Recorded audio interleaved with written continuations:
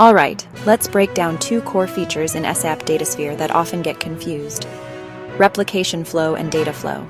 If you're working in data integration, you've probably seen both options and wondered, which one do I actually need? So let's do a side-by-side comparison. No jargon, just the essentials. First up, replication flow. Think of replication flow as a high-speed data mover. Its main job? Copying raw data from a source system to a target, fast and efficiently. It's built for situations where you want your data as close to real-time as possible. Think financial transactions, order data, operational logs. It's especially handy if you're syncing data between SAP S/4HANA and SAP Datasphere, or even out to places like Google BigQuery or Azure Data Lake. What makes replication flow unique is that it doesn't mess with your data. Minimal transformation, maybe just renaming a column or filtering out a few records. The focus is on speed and keeping the data structure as close to the source as possible. You can set it for direct, near real-time, or scheduled replication, and it's got change data capture. That means only the changes since the last run gets sent over, so you're not wasting time or bandwidth. Sources? Pretty flexible. You can pull from SAP tables, CDS views, ODP providers, SAP HANA, and even some non-SAP sources like Azure SQL or Google BigQuery. And for targets, you can push data into SAP Datasphere's local tables, cloud storage, or even external targets if you've got premium outbound integration set up. Now, flip the coin to data flow. This is not just a mover. It's your go-to for data transformation and blending. Data flow is all about taking data from one or more sources, reshaping it, combining it, filtering it, even running Python scripts if you need advanced logic. It's a low-code graphical ETL tool, so you're dragging and dropping operators to build up a sequence of transformations.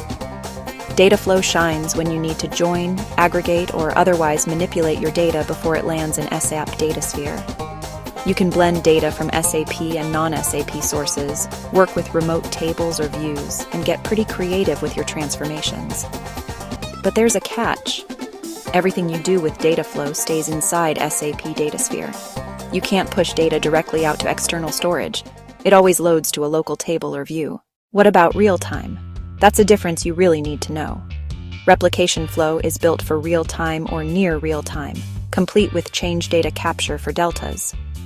Data flow, on the other hand, runs in batches, either on a schedule or triggered manually.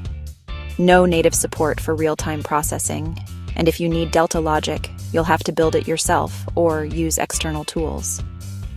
Performance-wise, replication flow is your speedster, optimized for bulk loads and multiple objects with minimal fuss. There are limits, like a max of 10 replication jobs per tenant and extra costs if you're pushing out a lot of data to non-SAP systems. Data flow can slow down, especially if you're using heavy Python scripts. In fact, those can run 40 to 50 times slower than SQL-based options. So, here's the quick summary.